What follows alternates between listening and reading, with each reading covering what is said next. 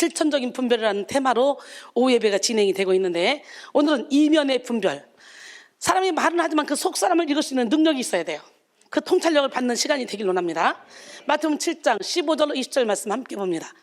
거짓 선자들을 삼가라. 양의 옷을 입고 너희에게 나오나 속에는 노략질하는 이일이라. 그들의 열매로 그들을 알지니 가시나무에서 포도를 또는 엉겅퀴 해서 무화과를 따겠느냐? 이와 같이 좋은 나무마다 아름다운 열매를 맺고 못된 나무가 나쁜 열매를 맺나니 좋은 나무가 나쁜 열매를 맺을 수 없고 못된 나무가 아름다운 열매를 맺을 수 없느니라. 아름다운 열매를 맺지 아니하는 나무마다 찍혀 불에 던져지느니라. 이러므로 그들의 열매로 그들을 알리라. 뭐로 알아요? 365일 제가 얘기하죠. 열매로 알 수 있다고. 근데 열매를 맺지도 못하면서도 자기는 하나님의 사람이라는 거예요. 자기는 하나님만 바라고 산다는 거예요. 나는 하나님밖에 모른다는 거예요. 내 인생이 전부가 하나님이라는 거예요. 근데 열매하고는 전혀 관계가 없어요. 예수님의 성품을 담는 거하고는 전혀 관계가 없어요. 내 멋대로 살아요. 선을 행해도 그것이 내 의로 인정받기 위해서, 사람들에게 높임받기 위해서.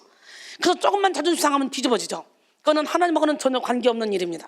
오늘 시간에 이면을 분별할 수 있는 능력이 여러분에게 있어지길 원합니다. 그러기 위해서는 어떻게 돼요? 계속 우리는 믿음 안에서 비상해야 돼. 그럼 비상하려면 어떻게 돼? 깨져야 되겠지? 부서져야 되겠지? 오늘 말씀 딱 보니까 무슨 노래가 생각이 나? 좋은 열매 나쁜 열매가 생각 딱 안 나요? 이거 좋은 열매 맺어야 되잖아. 이거 함께 찬양합니다.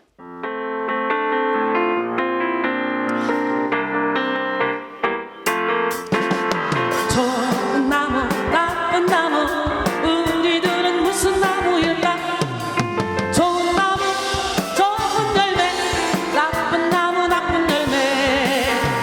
더러운 마음의 밭 달고 닦아 없어내요.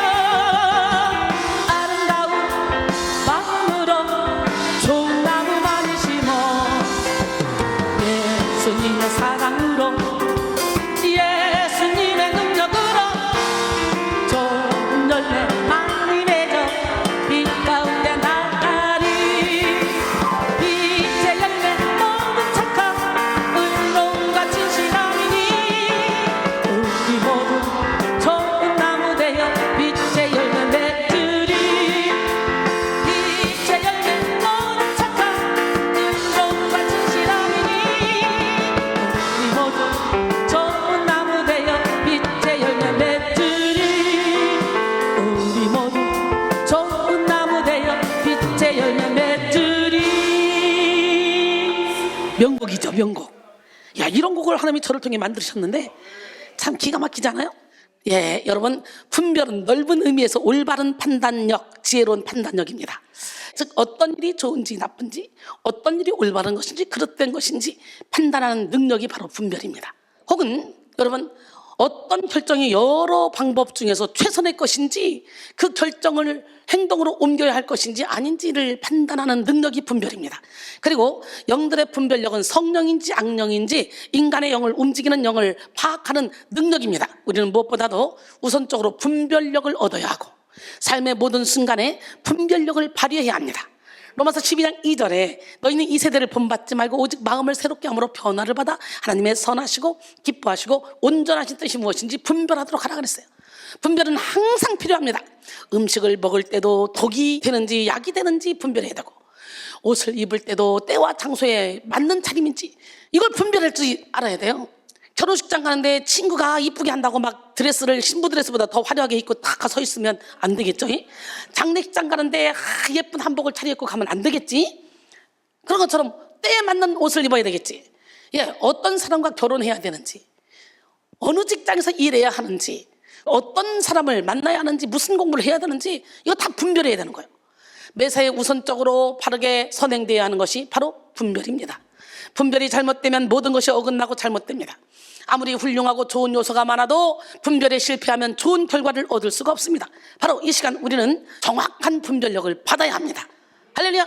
지극히 선한 것을 분별하는 능력, 마귀의 관계를 분별하는 능력, 문제의 근본적인 원인을 분별하는 능력을 받아서 성령의 열매를 주렁주렁 맺어야 합니다.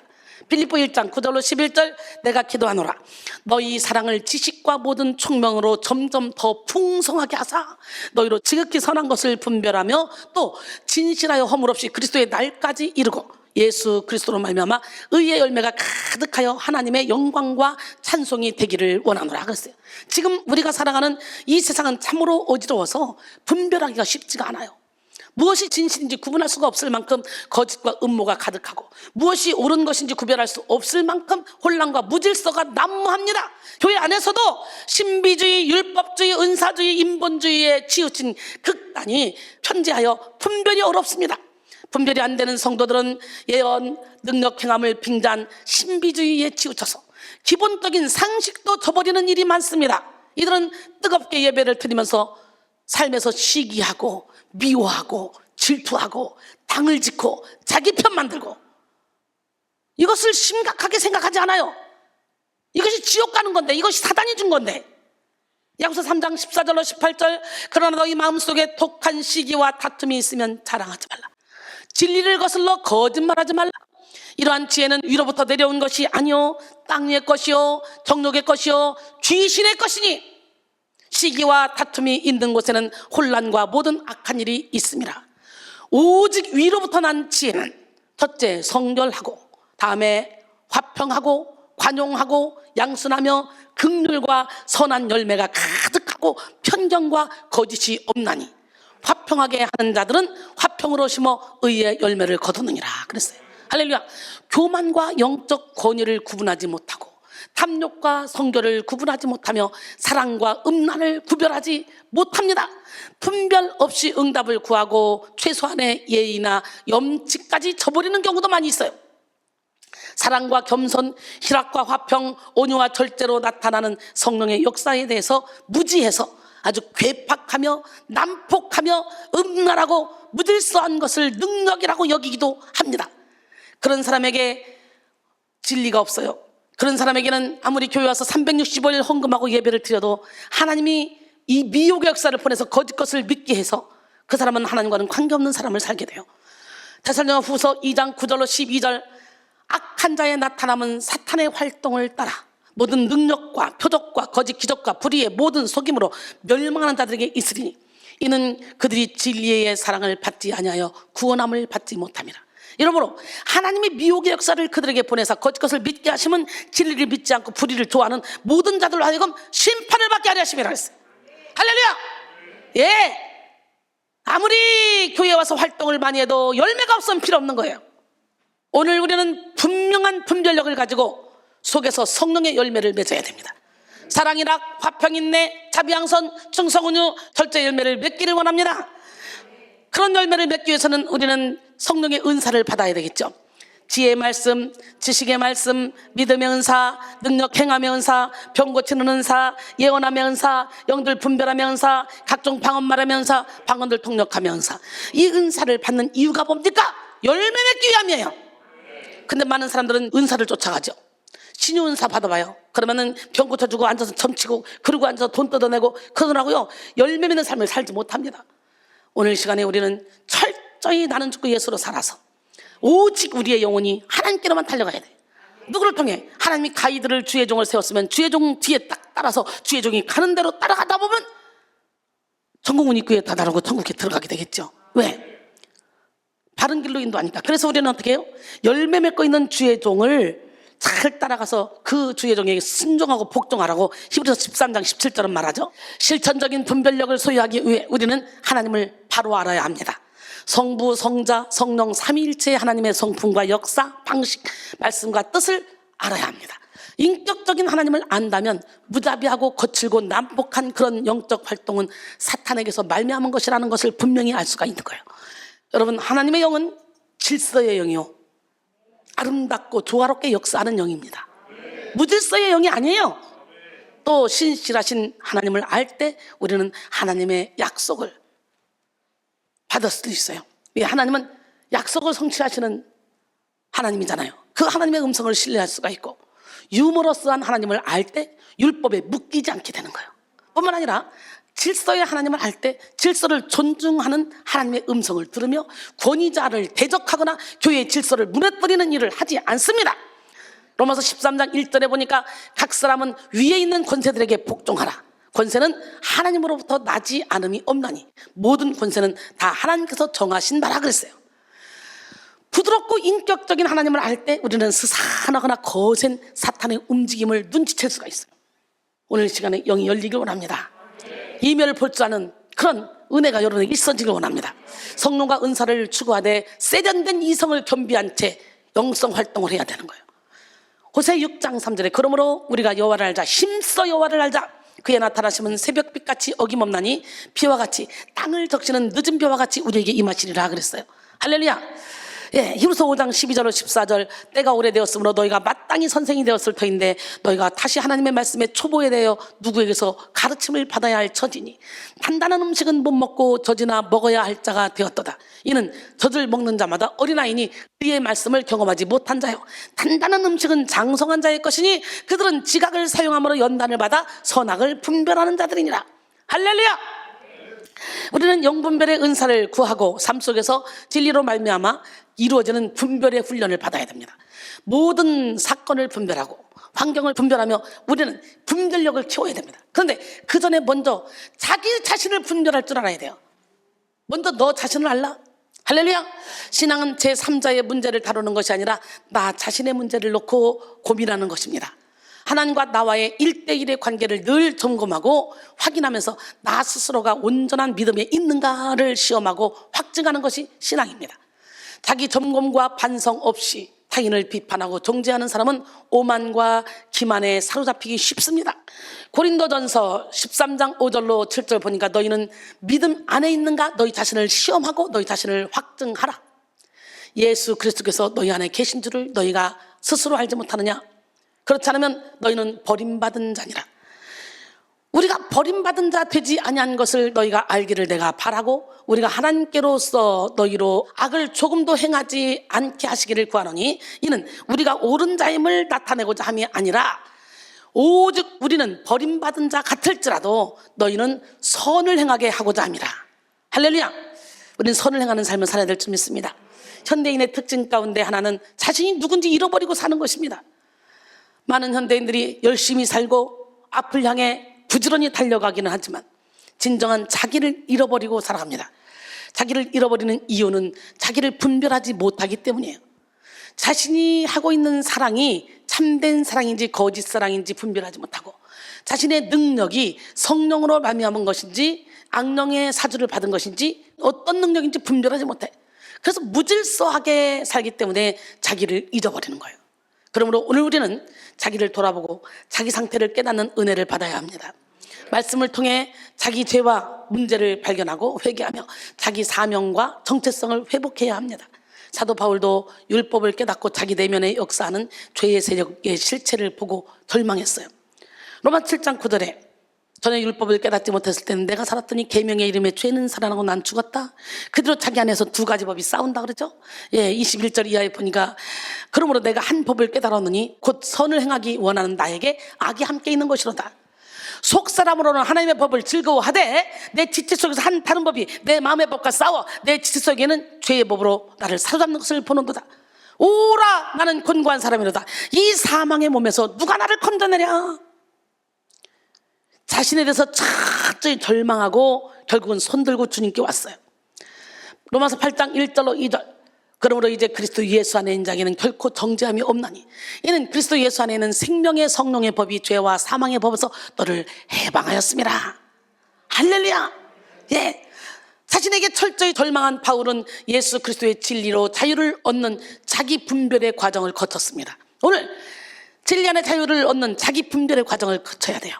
말씀의 거울에 비춰서 나 자신을 볼 수 있어야 돼요. 너무도 많은 사람들이 자기를 몰라요. 그러니까 가끔은 훈련 받다 보면 10명 중에 9명이 너 잘못됐어 말할 수가 있어요. 그러면 왜 나만 그러는 거야? 왜 나 가지고만 그러는 거야? 여기는 왜 나만 그래? 지들끼리.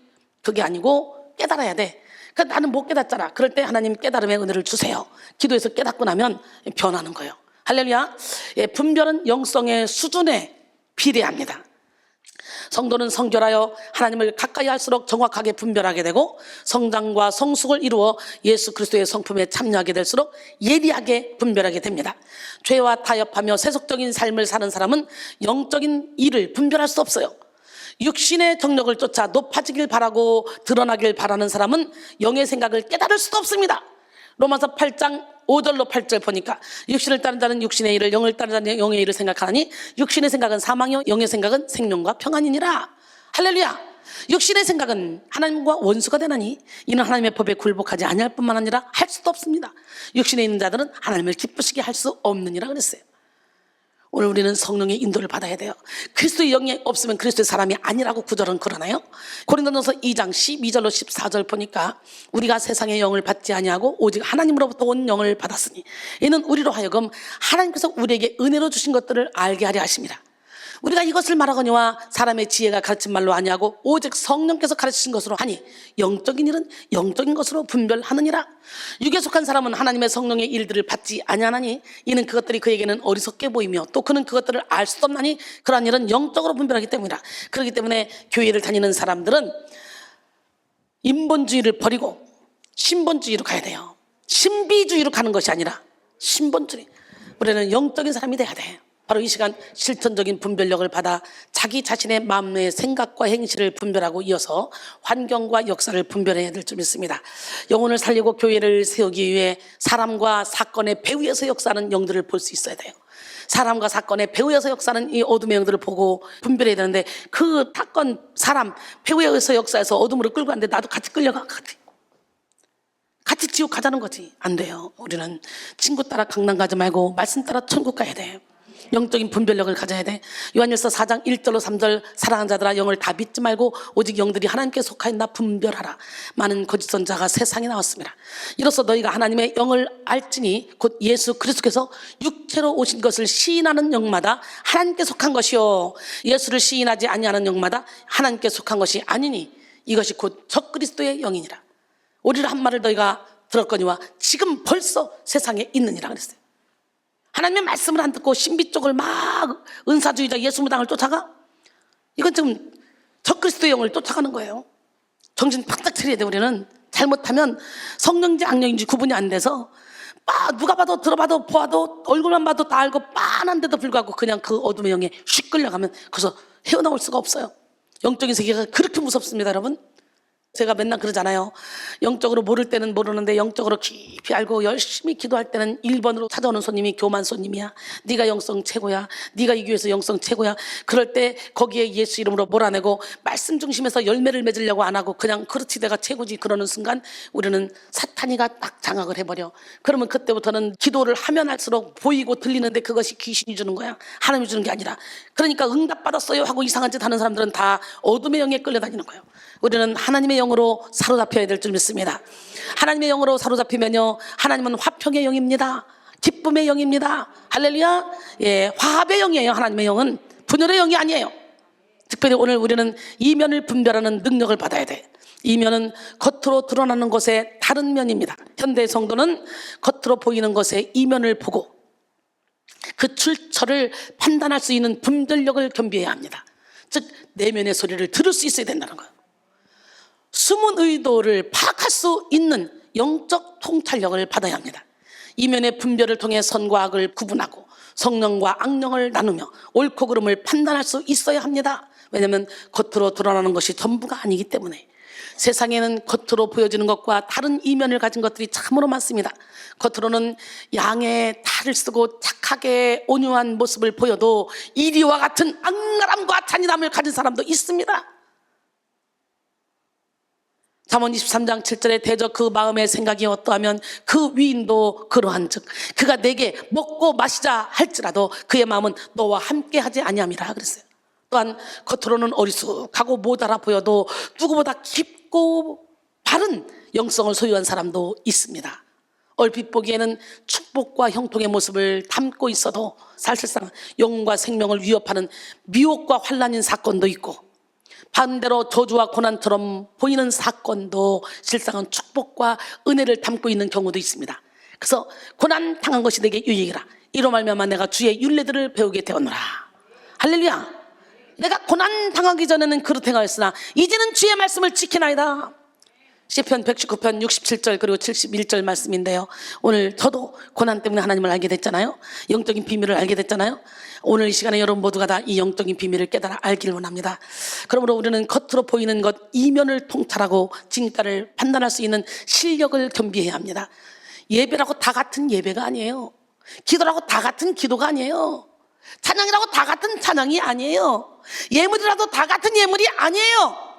사도 베드로는 예물의 이면을 분별하여 아나니아와 삽비라가 땅값 얼마를 감춘 사건에 대해 성령을 속인 사건이라고 꾸짖었습니다. 겉으로 드러나는 그들의 행위는 큰 예물을 바친 헌신이었지만 속에는 하나님께 거짓말하는 무서운 죄가 담겨 있음을 분별했습니다. 사도행전 5장 1절로 5절 보니까 아나니아라 하는 사람이 그의 아내 삽비라와 더불어 소유를 팔아 그 값에서 얼마를 감추매 그 아내도 알더라. 아니 지들 땅인데 지들 건데 뭐 팔아가지고 감출 필요 있어? 아니 이거 다 내려고 했는데 도저히 내 형편이 안 돼서 요 정도는 내가 써야 되겠어요 목사님. 이 부분은 다음에 또 내가 할게요. 그러고 내면 되는 거지. 감출 필요가 뭐 있어. 그잖아. 이거 뭐예요? 다 바나바가 땅 팔아서 다 갖다 바치니까 나도 그렇게 할게. 나도 다 할 거야. 그래놓고 막상 팔으니까 욕심이 생겼겠지. 그러니까 슬그머니 감췄겠지. 여러분은 감출 일 있으면 감추지 말고 솔직하게 말하고 다음에 하면 되지. 슬그머니 감췄어. 아내도 알아. 둘 다 직사했잖아. 여러분 얼마만 가져다가 사도들의 발 앞에 딱 뒀어요. 그러니까요 뭐라 그랬어요? 아나니아야 이거 다냐? 묻지 않았어요. 베드로가. 아나니아야 어짜여 사탄이 내 마음에 가득하여 네가 성령을 속이고 땅값 얼마를 감췄느냐? 땅이 그대로 있을 때는 네 땅이 아니며 판후에도 네 마음대로 할 수가 없더냐? 어짜여 이 일을 내 마음에 두었느냐? 사람에게 거짓말한 것이 아니오 하나님께로다. 아나니아가 이 말을 듣고 엎드러져 혼이 떠나니 즉시 죽었어요. 기회도 없었어요. 기회도. 떠나니 이 일을 듣는 사람이 다 크게 두려워하더라 그랬어요. 근데 장사하고 왔는데 나중에 부인이 들어와서 물어봤잖아. 부인한테는 이게 다냐? 물어봤어요. 물어봤다는 건 용서해 주겠다는 거예요. 물어봤다는 거는 제가 여러분이 잘못했을 때 가서 왜 이렇게 했어? 라고 물어볼 때는 용서할 테니까 앞으로는 그런 거 하지 마 이 얘기예요. 말 안 하고 가만히 있는 게 더 무서운 거예요. 여러분 상농 훌륭한 농사꾼 상농은 땅을 가꾸고 중농은 나락을 가꾸고 하농은 잡초를 가꾼다라는 말처럼 보이지 않는 이면을 보고 분별할 때 우리는 근원적인 승리를 이어가는 삶을 살 수가 있어요. 여러분 마음의 땅을 고쳐야 돼. 마음을 옥토로 만들어야 100배 60배 30배 결실을 맺는 거야. 할렐루야. 문제가 겉으로 드러났을 때는 이미 상당한 수준으로 심각해진 때입니다. 드러난 문제를 바로잡으려면 많은 손실과 고통을 감수해야 합니다. 그러나 문제가 겉으로 드러나기 전에 초기에 바로잡으면 손쉽게 문제를 해결할 수 있습니다. 편작의 의술이란 글에 이런 내용이 있습니다. 중국의 전국시대에 위나라의 문왕이 명의로 세상에 이름을 날리는 편작을 만나 그에게 물었습니다. 자네 삼형제는 모두 의술이 뛰어난 천하의 명성을 날리는 그런 삼형제라면서 자네 생각에는 누가 가장 의술이 뛰어난 것 같은가? 편작은 대답했습니다. 예, 우리 큰형이 가장 의술이 뛰어나고 작은 형이 그 다음이고 그 다음이 접니다. 저는 형제 중에서 의술이 가장 떨어집니다. 문왕은 편작의 대답에 의문이 생겨 다시 물었습니다. 아니 그렇다면 왜 세상에서 가장 유명하고 명성이 높은 것이 자네가 됐단 말인가? 나는 그 말을 믿을 수가 없네.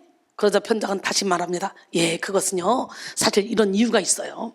큰형은 사람들의 병이 발작하기 전에 그 증세를 미리 알아채고 원인을 제거해버리는 치료를 합니다. 그렇잖아요. 여러분 우울증 오기 전에 미리 알아채고 깨져라 부서져라 무너져라 내려놔라 용서해라 사랑해라 그래서 미리 병을 다 고쳐버리잖아.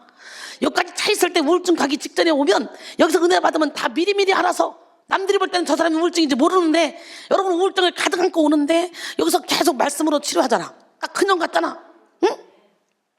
그러므로 병이 발작하기도 전에 그 증세를 미리 알고 원인을 제거해버리는 치료를 합니다. 그러므로 일반 사람들은 자신이 병에 걸리지 않는다고 느끼고 자신이 치료받았다는 것조차 모르게 되죠. 그래서 큰형의 의술은 저희 집안 사람들만 알 뿐 세상에 알려지지 않은 것입니다. 또 작은 형은요 병이 발병하면 초기에 그 병을 다스릴 수 있는 의술이 있습니다.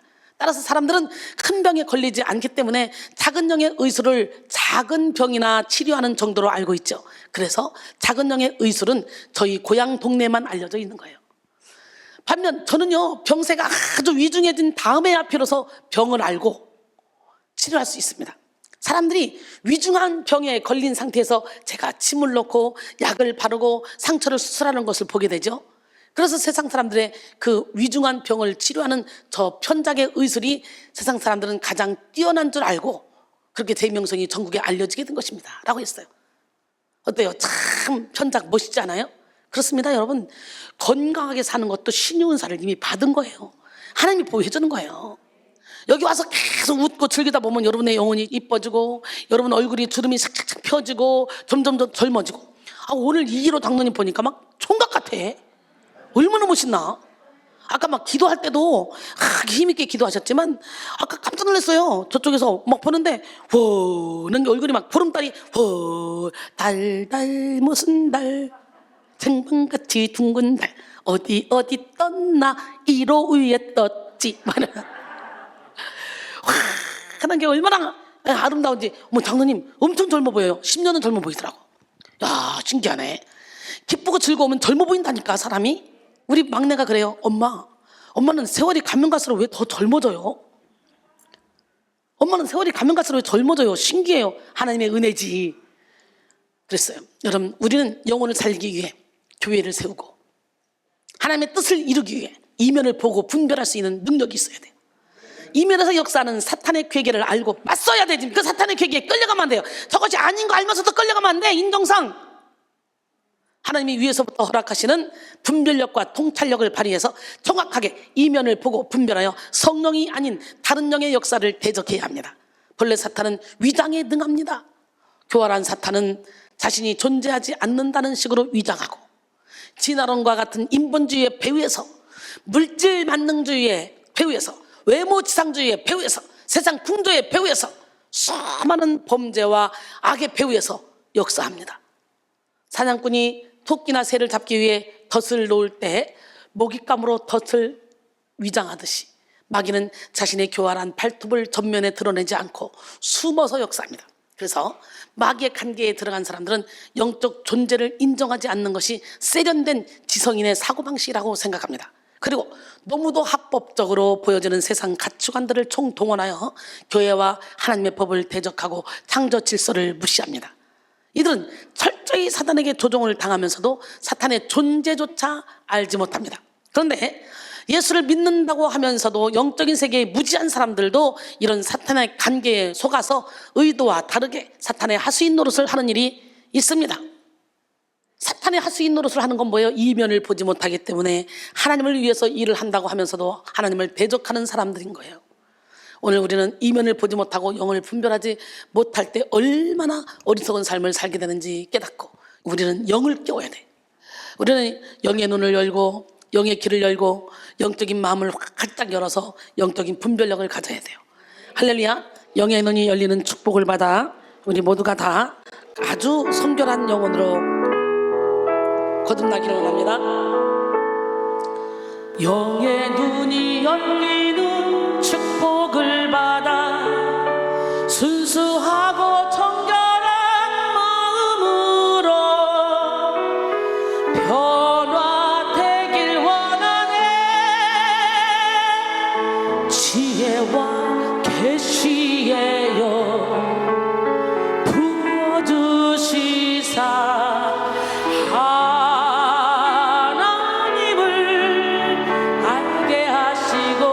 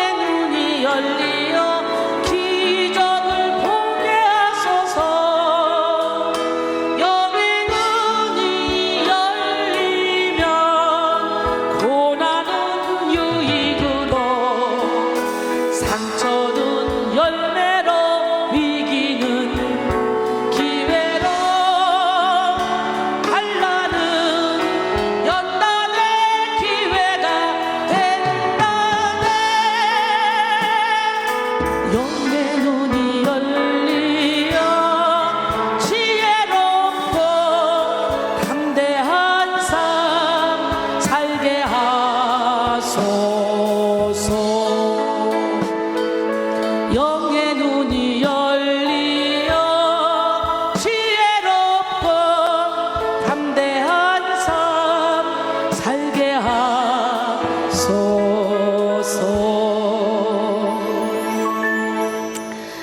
영의 눈이 열리는 축복을 받읍시다. 예, 그래야 지혜롭고 담대하게 이 세상에서도 천국 같은 삶을 살 수가 있습니다. 근데 자아의 절망 가운데 빠져 있는 사람, 거기서 빨리 예수 그리스도를 붙잡고 소망을 가져야 되는데 그냥 낙심하고 있는 사람, 이런 사람들은 결단코 영의 눈이 열릴 수가 없어요. 오히려 낙심하고 고통스러워할 때 사탄이가 침범해서 그래 너 힘들지, 예수 믿어봤자 필요 없어, 그렇게 헌신해봤자 필요 없어, 예물 드려봤자 필요 없어, 야 그냥 적당히 신앙생활하고 나하고 함께 놀자, 그러면서 예 자꾸 나 자신을 위해 육신의 정욕, 안목의 정욕, 이생의 자랑을 따라갈 수 있도록 계속 밀어주는 거예요. 나를 위하는 척하고. 그러니까 우리는 철저히 마지막까지 벼랑 끝에서 만나주신 하나님, 그 하나님을 만나기 위해 자아에 대해서 절망해야 합니다. 할렐루야.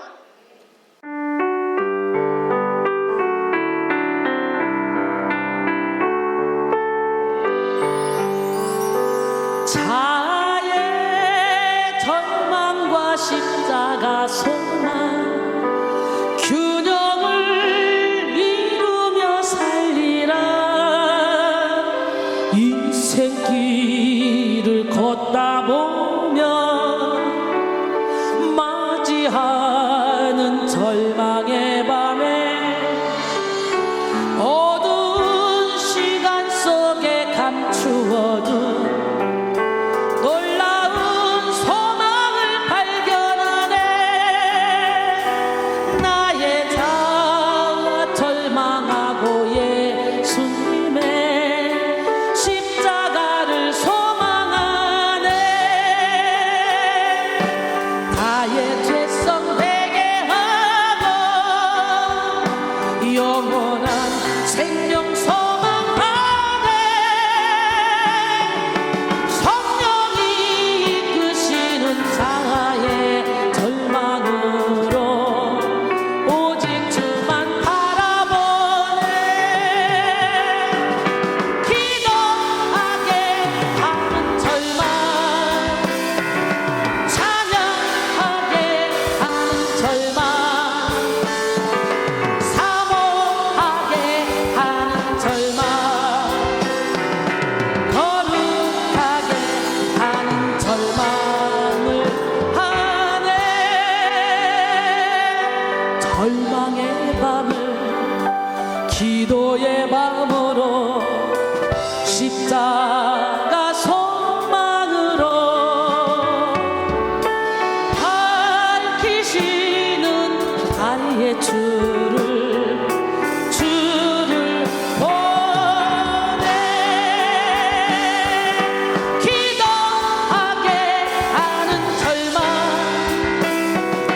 찬양하게 하는 절망, 사모하게 하는 절망, 거룩하게 하는 절망을 하네. 절망의 밤을 기도의 밤으로 십자가 소망으로 밝히시는 나의 주를 보내.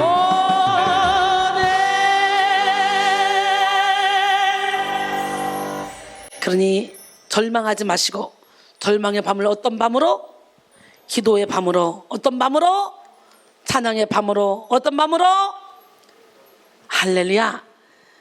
그래서 고난을 유익으로 바꿔주시는 그 주님을 우리는 만나야 돼요. 고난의 이면에 숨겨진 고난의 의미를 깨닫는 여러분 모두가 되길 원해요. 그래서 우리는 영적 실력을 쌓아야 돼. 영적 실력은 사랑이라 화평 인내 자비양선 충성 온유 절제의 열매를 맺는 것인 줄로 믿습니다. 영적 실력은 바로 예배요 찬양이요 기도인 줄 믿습니다.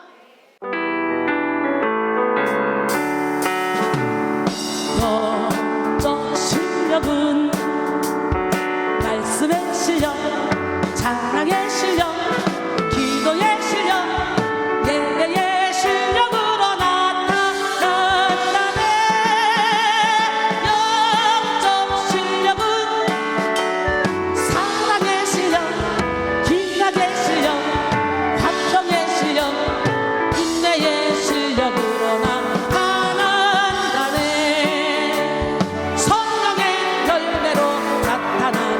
영적 실력은 하나님의 영으로 인도받아 살아갈 때 싸울 수 있다네.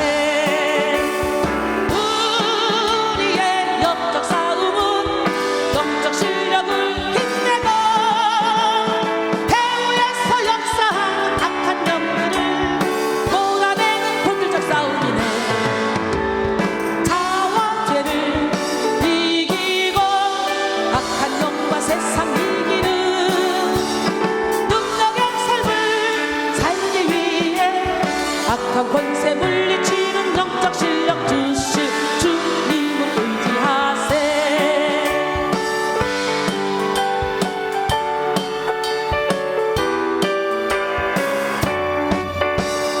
영적 실력은 말씀의 실력, 기도의 실력, 찬양의 실력, 예배의 실력으로 나타난다네. 영적 실력은 자비의 실력, 양선의 실력, 충성의 실력, 도구와 절제로 나타난다네.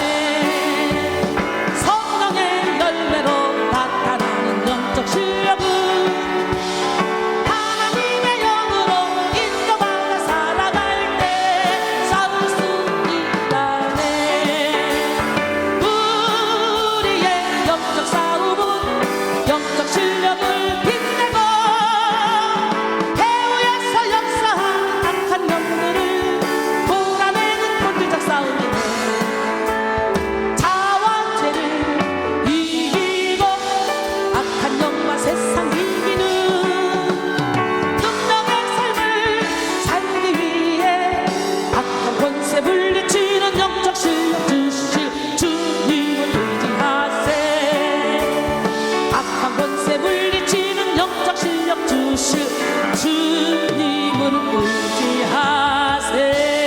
의지하세. 아멘. 예, 오늘 우리는 분별을 가져야 돼. 이면을 볼 수 있는 능력이 여러분에게 있기를 원합니다. 무엇보다 우선적으로 이면에서 역사하는 영을 분별해야 돼. 그래서 시대를 분별할 수 있는 능력을 받아야 돼. 왜냐하면 사탄인 마귀는 지금도 우는 사자처럼 들여다니며 삼킬자를 찾기 때문에. 베드로전서 5장 8절로 9절 근신하라 깨어라. 너희 대적 마귀가 우는 사자같이 들여다니며 삼킬자를 찾나니 너희는 믿음을 굳건하게 하여 그를 대적하라. 이는 세상에 있는 너희 형제들도 동일한 고난을 당하는 줄 압니다 그랬어요. 야고보서 4장 7절에 보니까 그런즉 너희는 하나님께 복종할지어다 마귀를 대적하라. 그리하면 너희를 피하리라. 할렐루야. 이면을 분별하기 위해 우리는 먼저 자기의 이면을 볼 수 있어야 돼. 내가 누군 줄 알아야 돼. 자기 말의 이면, 자기 마음의 이면, 자기 생각의 이면, 자기 행동의 이면을 보고 깊이 감추인 무의식 세계를 통찰할 수 있어야 합니다. 그래서 숨은 열등감과 절망, 상처, 은근한 교만과 욕심을 다 버리고 이면을 성결하게 해야 돼요. 시편 139편 23절로 24절 따라합니다. 하나님이여 나를 살피사 내 마음을 아시며 나를 시험하사 내 뜻을 아옵소서. 내게 무슨 악한 행위가 있나 보시고 나를 영원한 길로 인도하소서. 할렐루야. 예, 자기 분별이 안 되는 사람들은 자기 속에 있는 어둠을 눈에 보이는 대상에 투영시켜서 생각할 수가 있기 때문에 그래요. 자기 속에 있는 어둠을 눈에 보이는 대상에 투영시키는 거예요. 그래서 저 사람이 이상한 짓 하면 그게 자기 속에 있는 거라면 뒤집어지는 거예요.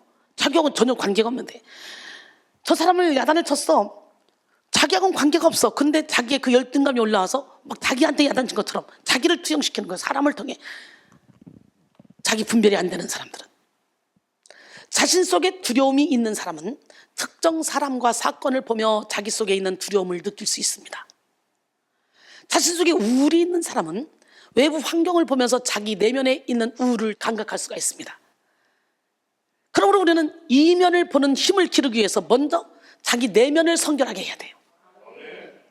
마태복음 23장 25절로 28절 화 있을진저 외식하는 서기관과 바리새인들이여 잔과 대접의 겉은 깨끗이 하되 그 안에는 탐욕과 방탕으로 가득하게 하는도다. 눈먼 바리새인이여 너는 먼저 안을 깨끗이 하라. 그리하면 겉도 깨끗하리라.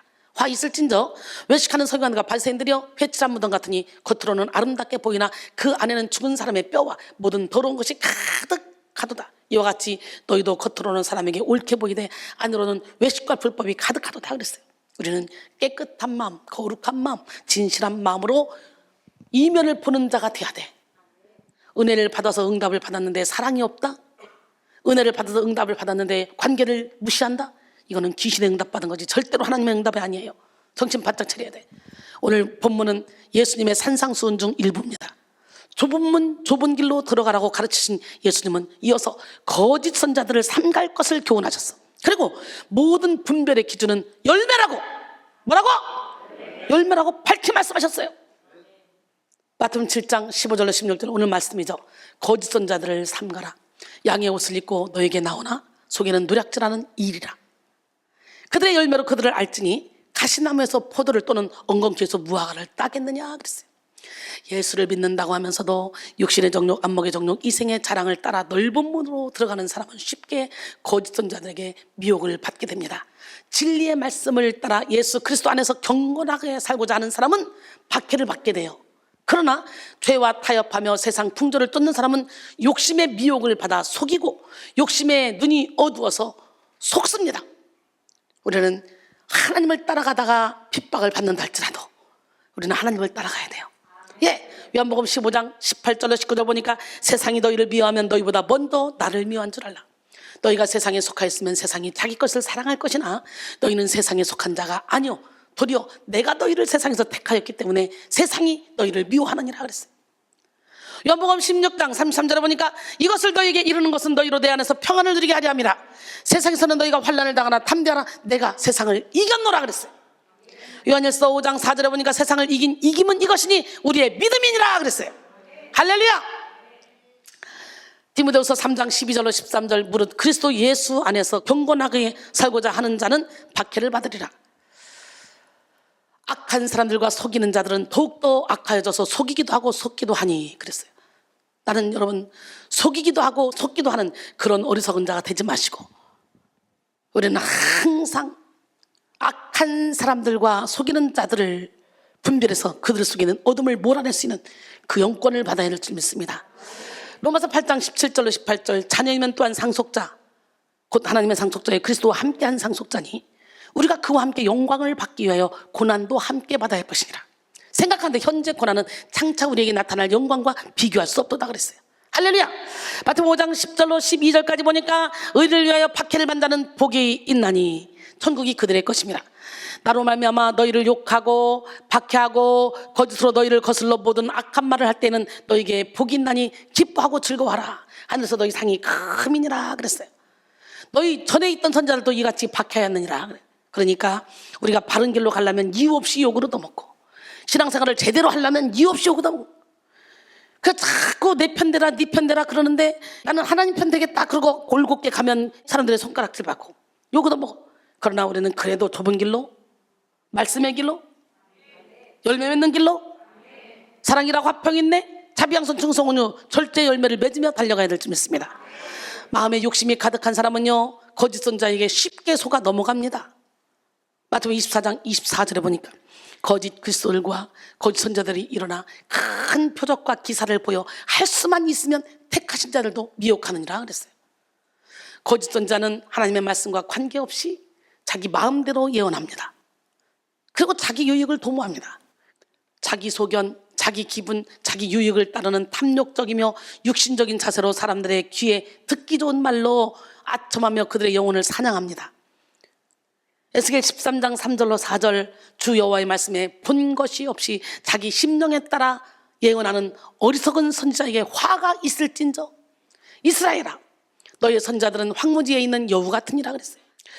그러므로 나 주 여호와가 말하노라. 13절에 보니까 내가 분노하여 폭풍을 퍼붓고 내가 진노하여 폭우를 내리고 분노하여 큰 우박 덩어리로 무너뜨리리라. 거짓 예언자들 진노하고 분노하고 진노한대. 그리고 17절로 19절까지 보니까 너 인자야 너희 백성 중에 자기 마음대로 예언하는 여자들에게 경고하여 예언하여 이르기를 주 여호와의 말씀에 사람의 영혼을 사냥하려고 손목마다 부적을 꿰어매고 키가 큰 자나 작은 자의 머리를 위하여 수건을 만드는 여자들에게 화 있을진저 너희가 어찌하여 내 백성의 영혼을 사냥하면서 자기를 위하여는 영혼을 살리려 하느냐. 너희가 두꺼운 금 보리와 두어 조각 떡을 위하여 나를 내 백성 가운데서 욕되게 하여 거짓말을 고집있는 내 백성에게 너희가 거짓말을 지어내어 죽지 아니할 영혼을 죽이고 살지 못할 영혼을 살리는도다 그랬어. 그래서 우리는 반드시 영분별을 가져야 되고, 어떤 환상이 보여 뭐가 막 가도 여기 없으면 무조건 버려야 돼요. 그래서 우리는 말씀에 능통해야 되는데, 문제는 뭡니까? 말씀을 수천 번 봐도 말씀이 여기서만 맴도는 사람, 그래서 딸딸딸딸딸딸 말씀을 외우는데 그 말씀이 여기로 내려오지 않는 사람, 이 사람들이 더 무서워요. 여기서 하는 말씀이 이리 내려와서 여기서 멈추는 게 아니라 손발로 움직여져야 그게 비로소 진짜 말씀을 안다고 할 수가 있어요. 할렐루야. 자기 마음대로 예언하는 사람들은요, 하나님의 나라를 확장시키고 주의 뜻을 이루는 일에는 관심이 없습니다. 거짓 선자들은 철저히 자기만 생각합니다. 그들은 두 엉금에 보리 두어 조각의 떡을 위하여 거짓말을 해서 징계로 살려야 할 영혼을 칭찬하고, 징계해서 이 사람을 살려야 되거든. 근데 죽을 수밖에 없는 영혼이야. 징계를 받아야 될 영혼이야. 근데 그 사람들을 칭찬하고 진짜 칭찬받을 영혼을 무시합니다. 기가 막히잖아요. 거짓 평안을 조장하여 회개하고 자복해야 될 사람에게 잘하고 있다고 말하고, 깨어지고 무너져야 될 사람에게 이만하면 됐다고 말합니다. 두 엉금의 보리 두어 조각의 떡이 얼마나 되겠습니까? 거짓 예언자들은 그런 작은 물질에도 혈안이 되어 죽지 아니할 영혼을 죽이고 살지 못할 영혼을 살립니다. 거짓 선자는 사람의 비율을 맞추고 일시적인 필요를 채워서 그 사람을 자기 편으로 만듭니다. 그러나 참 선지자는 하나님의 뜻대로 영혼을 인도해 영혼을 살립니다. 그런 의미에서 이순이는 어떤 사람이에요? 저는 당당하게 말할 수 있습니다. 저는 돈 보고 가지 않습니다. 사람 바라보고 가지 않습니다. 오직 여러분의 영혼을 깨워서 여러분이 알곡이 되어 이 땅에서도 빛을 발하고 영원한 천국에서 영원한 상급받고 행복하게 살기를 원합니다. 저는 그 어떤 것도 원하고 바라는 게 없어요. 오직 기도와 말씀에 전념하며 24시간 눈만 뜨면 그것만 하고 있습니다. 죄악된 자아를 깨뜨리기 위해 징계하고 권면하기도 하고, 영혼을 위하여 경성하기를 자신들이 할 것 같이 하는 그 사람들이 참 선지자입니다. 그래서 잘못된 길로 가는 거 뻔히 보면서도 그냥 잘한다 엉덩이 긁어줘봐요. 막 헌금 막 터지고 자기 의에 도취돼서 행복하고, 그 사람을 죽이는 거예요. 그 사람을 살리는 길은 말씀대로 자아를 내려놔라, 내 의로 하지 마라, 깨져라, 부서져라. 그러면서 그 사람들을 바른 길로 인도하는 게 참정이에요. 근데 요즘 사람들은 어때요? 그냥 세상 살기도 힘든데 교회 와서라도 칭찬받고 싶고 위로받고 싶고 인정받고 싶어. 그러면 어떻게 돼요? 그 교회는 육정교회, 세상적인 교회에 불과하고 말아요. 그러면 그 영혼들은 그대로 지옥으로 퐁당 들어갈 수밖에 없어. 우리는 여기 와서 깨져야 되는 거예요. 갈라디아서 1장 10절에 보니까 내가 사람에게 좋게 하랴 하나님께 좋게 하랴, 내가 사람들에게 기쁨을 구하랴, 내가 지금까지 사람들의 기쁨을 구했다면 나는 그리스도의 종이 아니다. 사도 바울의 고백이에요. 그게 저의 고백입니다. 나 사람 비유 안 맞춰요, 절대로.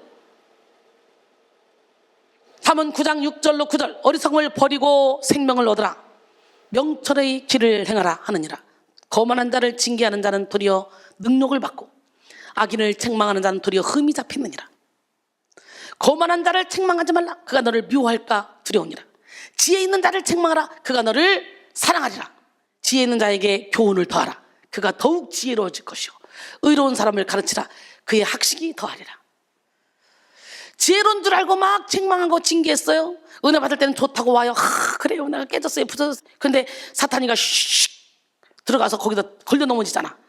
그러면 책망하고 징계했던 것들이 이제는 자존심이 있지, 왜 나를 갖다 때리세요? 왜 나를 힘들게 하세요? 이러고 불평으로 가는 거예요. 그래서 이 영성 훈련시키는 게 진짜 힘든 거예요. 의를 위해 박해를 받을 수밖에 없는 길이에요. 이 길이, 이 고난의 길에 우리 동참해서 여기서 이렇게 분별 못하는 사람이 있으면 함께 분별할 수 있도록 여러분들이 쫙 뒤에서 서포트를 잘 해주시기 바랍니다. 요즘에 아주 그런 분들이 많이 생겼어요, 지금요. 거짓 선자는 희생하지 않지만 참 선지자는 희생합니다. 거짓 선자는 위기 때 도망가지만 참 선지자는 생명을 바쳐 자기 양을 지킵니다. 요한복음 10장 10절로 15절 보니까 도둑은 도둑질하고 죽이고 멸망시키는 것뿐이요 내가 온 것은 양으로 생명을 얻게 하고 더 풍성히 얻게 하려 함이라. 선한 목자는 양들을 위해 목숨을 버리거니와 싹구는 목자가 아니요 양도 제 양이 아니라. 이리가 오는 것을 보면 양을 버리고 달아나나니 이리가 양을 물어가고 또 해치느니라. 달아나는 것은 그가 싹꾼인 까닭에 양을 돌보지 아니함이니 나는 선한 목자라. 나는 내 양을 알고 양 나를 아는 것이 아버지께서 나를 아시고 내가 아버지를 아는 것 같으니 나는 양을 위하여 목숨을 버리노라. 나는 양들을 위하여 목숨을 버릴 수 있는 여러분들이 되길 원해요. 내가 가장 친한 사람이 잘못된 길로 갈 때 눈치 보고 끌려가지 말고 그건 아니거든 숨을 버릴 정도로 그 양을 사랑해서 끌고 와야 돼요. 잘못된 길로 가는데 같이 따라간다? 그렇다면 같이 웅덩이에 빠지는 것이고, 잘못된 길로 갈 때 권면해서 돌아오라고 한다? 근데 안 돌아왔다? 그러면 그 사람은 핏값을 자기한테 묻지만 나는 해가 없어요. 근데 내가 잘못된 길로 가는 것 알면서도 내가 같이 합세해버린다? 같이 빠지는 거예요. 하나님의 말씀이에요, 그게요. 예수님은 자신이 선한 목자 되심을 설명하기 위해 선한 목자를 싹꾼과 비교했죠. 예수님 당시 팔레스틴에서 대규모로 목축을 할 경우에 주인인 목자 외에 따로 고용된 싹꾼 목자를 뒀어요. 싹꾼이 뭐예요? 돈 받고 보수를 받고 일하는 싹을 준다 그러잖아, 그치? 그들은 보수를 받고 양들을 돌보는 자들이기 때문에 양들이 위험에 처했을 때 목숨 걸고 돌보지 않았어요. 그들의 유일한 관심은 양이 아니라 그들이 받는 보수에 있었습니다. 그래서 싹꾼은 위기가 닥치면 자기가 살려고 양을 버려 도망가. 그래서 싹꾼에게 속해 있던 양은 이리에게 물려가서 비참한 결말을 맞게 되는 거지. 영적인 것도 마찬가지예요. 마태복음 15장 14절에 보니까 맹인이 맹인을 인도하면 둘 다 구덩이에 빠진다 그랬어. 영분별의 은사를 받으세요. 여러분, 싹꾼이 자기 안전을 위해 양을 버릴 때는 지체 없이 즉각적으로 버리기 때문에 그래요. 예수님이 말씀하시는 이 싹꾼은 일차적으로 그 당시 유대 종교자들을 가리킵니다. 서기관과 바리새인들을 비롯한 그 당시 유대 종교 지도자들은 스스로 백성들의 영적 지도자라고 자부하면서 영혼 육으로 심한 고통을 당하면서 신음하고 있었던 백성들에게는 전혀 관심이 없었어요. 그들은 오직 자신들의 유익만을 위해서 거기만 관심을 가지고 있었어. 마태복음 23장 1절로 7절 보니까 이에 예수께서 무리와 제자들에게 말씀하여 이르시되 서기관들과 바리새인들이 모세 자리에 앉았으니 그러므로 무엇이든지 그들이 말하는 바는 행하고, 율법을 가리키니까 행하고 지키되 그들이 하는 행위는 본받지 말라. 그들은 말만 하고 행하지 아니하며 또 무거운 짐을 묶어서 사람의 어깨에 지우되 자기는 이것을 한 손가락으로도 움직이려고 하지 아니하며 그들의 모든 행위를 사람에게 보이고자 하나니 곧 그 경문띠를 넓게 하여 웃수를 길게 하고 잔치의 윗자리와 회당의 높은 자리와 시장에서 문안 받는 것과 사람에게 랍비라 칭함을 받는 것을 좋아하느니라 그랬어요. 오늘 우리는 거짓 선자들을 분별할 수 있는 눈이 열리기를 원합니다. 그래서 사람의 이면을 볼 줄 알기를 원합니다. 거짓 선자들은 대개 양의 옷을 입고 있기 때문에 육안으로 분별하기가 어려워요. 거짓 선자들도 순간적으로는 겸손해 보이고 사랑이 많아 보이기도 합니다. 일시적으로는 능력을 행하고 많은 사람들의 추종을 받을 수도 있습니다. 마술사 시몬이 그랬잖아요.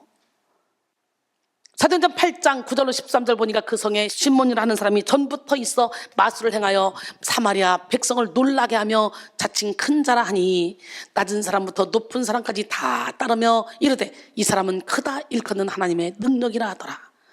오랫동안 그 마술에 놀랐으므로 그들이 따르더니 빌립이 하나님 나라와 및 예수 그리스도의 이름에 관하여 전도함을 그들이 믿고 남녀가 다 세례를 받으니 시몬도 믿고 세례를 받은 후에 전심으로 빌립을 따라다니며 그 나타나는 표적과 큰 능력을 보고 놀라니라 그랬어요. 외면적으로 보면 빌립을 통해 나타난 이 역사와 마술사 시몬을 통해 나타난 역사가 비슷해 보일 수 있습니다. 빌립이 귀신을 쫓고 중풍병자를 고쳤을 때 더 많은 사람들이 그를 추종했으며 따랐습니다. 그래서 그 성에 사마리아 성에 큰 기쁨이 임했습니다. 마찬가지로 시몬이 마술을 행했을 때도 많은 사람들이 그를 추종했습니다. 그러나 분명히 마술사 시몬이 나타내는 능력의 출처는 악령이었습니다. 얼마 지나지 않아 시몬은 성령을 돈으로 사려고 했고 결국은 베드로에게 혼났잖아요. 이렇게 우매하고 악한 모습을 보였어요. 여러분, 능력은 돈으로 사는 게 아니야. 사도 베드로는 그런 시몬의 이면을 분별하고 꾸짖었습니다. 사도행전 8장 18절로 24절까지 보니까 시몬이 사도들의 안수로 성령 받는 것을 보고 돈을 들여 이르되 이 권능을 내게도 주어 누구든지 내가 안수하는 사람은 성령을 받게 하여 주소서 하니 베드로가 이르되 네가 하나님의 선물을 돈 주고 살 줄로 생각했느냐? 네 은과 네가 함께 망할지어다. 하나님 앞에서 내 마음이 바르지 못하니 이 도에는 내가 관계도 없고 분깃될 것도 없느니라. 그러므로 너희 이 악함을 회개하고 주께 기도하라. 혹 마음에 품은 것을 사하여 주시리라. 내가 보니 너는 악독이 가득하여 불의에 매인 바 되었도다. 시몬이 대답하여 이르되 나를 위하여 주께 기도하여 말한 것이 하나도 내게 임하지 않게 하소서 하니라. 할렐루야. 사랑하는 성도 여러분, 바로 지금 이면을 분별하는 눈을 여시길 바랍니다. 겉으로 나타나는 현상에 치우칠 것이 아니라 열매를 볼 줄 알아야 돼요. 열매를 맺어야 되는데 나무는 열매와 일치하죠. 포도나무를 심으면 포도 열매를 거두죠. 감람나무 심으면 감람나무 열매를 거두죠. 곧 열매가 나무의 이름이에요. 포도가 맺히면 포도나무고 무화과가 맺히면 무화과 나무야. 근데 요즘은 여러분 이상하게 포도나무에서 배 따려고 막 그러고 돌아다니더라고. 그게 너지 시작. 그래서 우리는 먼저 나 자신을 볼 줄 알아야 돼요. 우리는 열매가 맺히는 때에 나무의 정체를 분명히 구분할 수 있습니다. 잎사귀가 무성한 여름에는 무슨 나무인지 분별하기가 어려워도 열매가 맺히는 가을에는 열매로 나무를 정확히 분별할 수가 있잖아요. 마찬가지로 사람도 열매를 통해 그 정체를 분별할 수가 있는 거예요. 열매는 삶의 인격이자 행실의 모습입니다. 아무리 성경을 많이 읽고 기도를 많이 하고 헌금을 많이 하고 봉사를 많이 하고 전도를 많이 해도 시기하고 묘하고 다투고 질투하고 이간질하고 향짓고 교만하면 그것이 곧 그 사람의 열매인 거예요. 하나만 봐도 딱 알 수가 있는 거예요. 화려한 언변으로 말씀을 선포하고 능력 있게 찬양을 해도 거짓말하고 비밀을 만들고 난폭하거나 거칠게 행동하면 그것이 곧 그 사람의 열매인 거예요. 위대한 업적을 남겨도 몰상식적이고 인격이 없어 비인격적인 그런 삶을 살면 그것이 곧 그 사람의 열매입니다. 열매는 흉내낼 수 없는 본질입니다. 내 안에 있는 것이 밖으로 나오게 돼 있어요. 외형적인 모습은 얼마든지 흉내낼 수 있어요. 그런데 성령에 속한 기쁨, 감사, 평안, 행복은 흉내낼 수가 없어. 열매를 봐야만 하는 거야. 그럼 우리는 이면의 열매를 보고 분별할 수 있어야 됩니다. 인정과 편견에 이끌려서 미혹을 받을 것이 아니라 뜨거운 사랑을 동반한 냉철한 분별력으로 이면을 볼 수 있어야 합니다. 이 시간 여러분 모두가 영혼을 살리는 분별, 교회를 세우는 분별, 하나님의 뜻을 이루는 분별, 그 분별력을 소유하기를 원합니다. 그리고 나아가 우리 모두가 아름다운 열매를 맺는 나무가 되길 원해요. 좋은 나무, 좋은 열매. 아멘. 오늘 본문 17절로 18절 이와 같이 좋은 나무마다 아름다운 열매를 맺고 못된 나무가 나쁜 열매를 맺나니 좋은 나무가 나쁜 열매를 맺을 수 없고 못된 나무가 아름다운 열매를 맺을 수 없느니라 그랬어요. 미국의 유명한 사상가이자 시인인 랄프 waldo 에머슨은 나무가 과일을 맺듯이 인간은 믿음의 열매를 맺어야 한다라고 했어요. 야고보서 1장 22절에 보니까 너희는 말씀을 행하는 자가 되고 듣기만 하여 자신을 속이는 자가 되지 말라 그랬어요. 빌립보 4장 9절에 보니까 너희는 내게 배우고 받고 듣고 본 바를 행하라. 그리하면 평강의 하나님이 너희와 함께 계시리라. 신기하죠? 여러분, 저는 설교를 하면서 내 설교를 한 번만 들어도 변할 텐데, 내 설교를 한 번만 들어도 열매 맺을 텐데, 저는 설교를 하면서 제가요 이 말씀이 어서 쑥 들어와서 막 은혜를 더 받아요. 제가 막 미쳐요. 제가 오전 설교하고도 야 진짜 말씀 좋다. 야 진짜 여러분 지금 볼 때도 제가 은혜 받고 있는 것 같아 안 같아? 360일 설교를 하는데 항상 새로워. 내가 은혜를 받는 거예요. 마태복음 7장 21절에 나더러 주여 주여 한 자마다 다 천국에 갈 것이 아니고 다만 하늘에 계신 내 아버지의 뜻대로 행하는 자라에 들어간다 했어요. 나는 여러분 모두가 하나님의 뜻대로 행하는 삶을 살기를 원합니다. 에베소 5장 11절로 12절에 보니까 너희는 열매 없는 어둠의 일에 참여하지 말고 도리어 책망하라. 그들이 은밀히 행하는 것들은 말하기도 부끄러운 것들이라 그랬어요. 책망을 받는 것마다 다 빛으로 나온대요. 그렇기 때문에 누군가가 여러분이 잘못된 일한테 사랑으로 권면하면 이걸 듣기 싫어하지 말고 귀를 활짝 열고 들어서 자존심 내세우지 말고 나를 위해 기도해줘. 내게 그런 면이 있었어? 나는 몰랐네. 내가 깨닫고 변해야 되니까 기도해줘. 고마워. 그리고 서로가 사랑으로 권면해서 앞에서 끌어주고 뒤에서 밀어주고, 어떨 때는 내가 또 앞에서 끌어주고 뒤에서 밀어주고, 서로가 이렇게 세겹줄은 쉽게 끊어지지 않잖아. 이렇게 가야 되는 거예요. 근데 참 신기한 건 끼리끼리 놀더라고요. 그래서 문제라는 거야. 그래서 우리는 친구를 사귀도 내게 바른 말 해줄 수 있는 친구를 사귀어야 돼. 내 말에 무조건 오케이 이런 사람을 사귀는 게 아니라. 여러분, 아름다운 열매를 맺지 못하는 나무는 결국 불에 던져집니다. 열매가 없다는 것은 곧 믿음이 없다는 사실을 증거하기 때문이죠. 오늘 본문 19절로 20절, 아름다운 열매를 맺지 아니하는 나무마다 찍혀 불에 던져지느니라. 이러므로 그들의 열매로 그들을 알리라 그랬어요. 요한복음 15장 1절로 5절 보니까 나는 참 포도나무요 내 아버지는 농부라.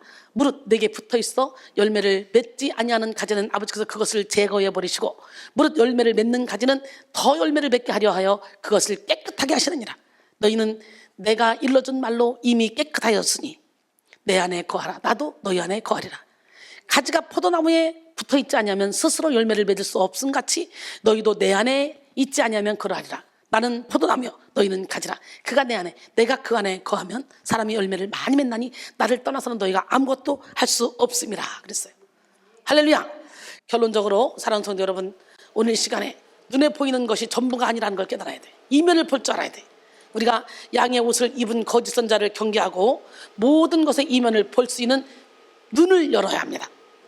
자기 마음과 생각의 이면을 분별하고 사건과 사람의 이면을 분별해야 합니다. 이면에 무슨 열매가 맺히는지 보고 생명을 살리기 위한 그런 분별을 해야 합니다. 이 시간 여러분 모두가 이면을 분별하는 눈을 열고 본질을 통찰하며 하나님의 뜻을 이루는 삶을 살기를 원합니다.